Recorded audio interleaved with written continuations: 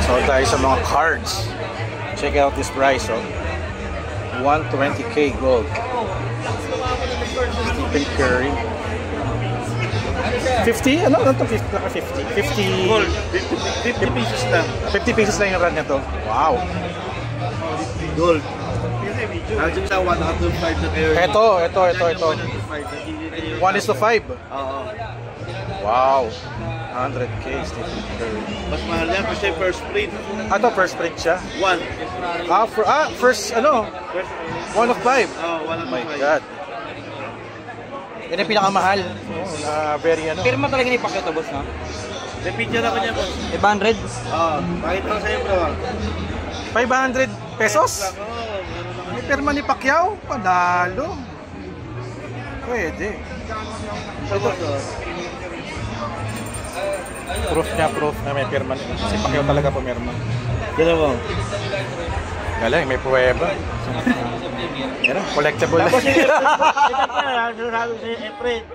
Oy, si Efren! Ganito si pirma niya 10 years ago. So now, 2024, ito na pirma niya. Nagbago na siya na pirma. Ano yan? Hindi ko rin. Iba na. Makapagod na, baka ano na. Pagod na. So kaya labanan ngayon yung pirma niya ng luma. Kumpara mo sa ngayon. Lupit. Kasi ito, kompleto yung Efren Reyes, di ba? Ito ba makikita mo Efren Reyes? Magician. Di ba? Iba na. Kaya makita mo ng flat picture, di ba?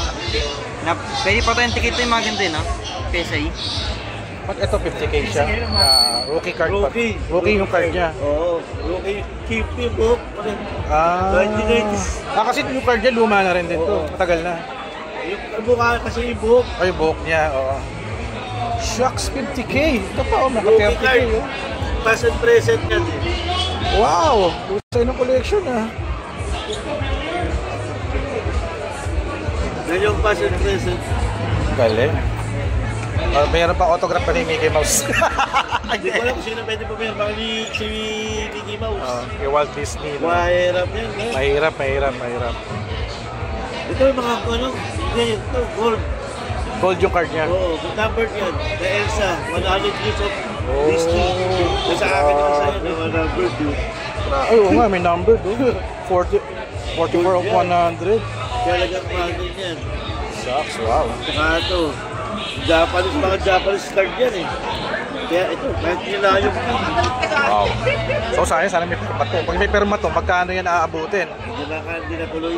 Yun tuloy. Pero kung napirmahan niya, Hindi ba ilalagay dyan? hindi mo bebenta. Tago na lang. Nasa vault na to. Nasa vault na.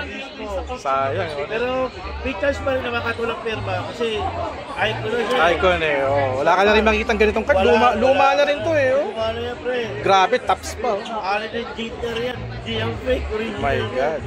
Wala, matinding collection. Sayang. Hindi na pirma. Nag-26 rin.